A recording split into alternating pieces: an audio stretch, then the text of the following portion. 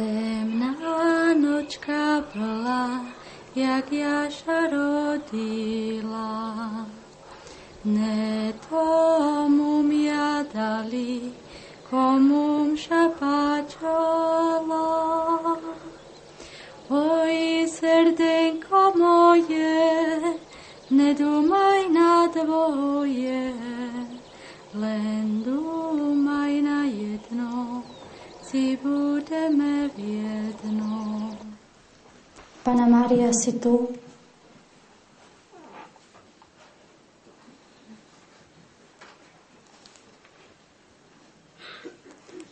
Panna Mária, si skutočne tu?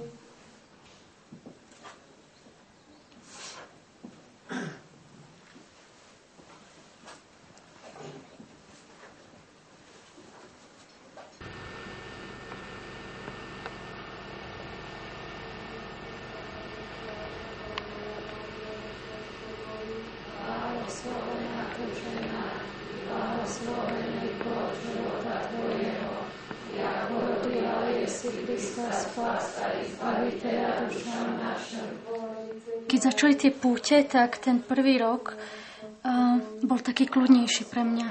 Potom neskôr, keď s pribúdajúcim počtom ľudí, to bolo vždy ťažšie v tom zmysle, že ten tlak rástol. A ľudia veľakrát veľmi hlasite proste tie svoje očakávania aj hovorili, alebo sklamania z toho, aké sme, ako sa tvárime, ako sa obliekame. No a ja v tom období som mala dosť veľa čo robiť, že som bola v puberte. Som mala dosť veľa čo robiť s tým svojím stavom, s tým vývojom, akom som bola. Nehovoriac ešte, keď sa pridalo toto k tomu. A ja som mala potom také divné stavy, také úzkosti z toho, že som sa v tom strácala, že som mala pocit niekedy, že predo mnou niekde meter kráča nejaká vizionárka a že ďaleko, ďaleko za ňou proste kráča niekto, kto sa v tom celom akoby stratila. Že tie tlaky, ktoré tu vznikali, boli akoby také mimo mňa. Rozpiatá Boží ráno pri Pontínskim Piláti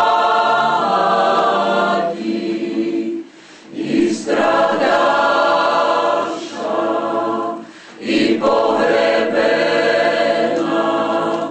i voskreša o tretí deň popísali.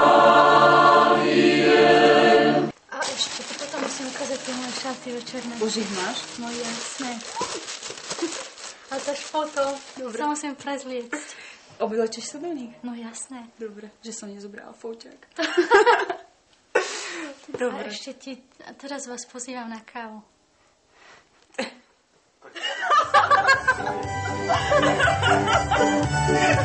Ako pekná.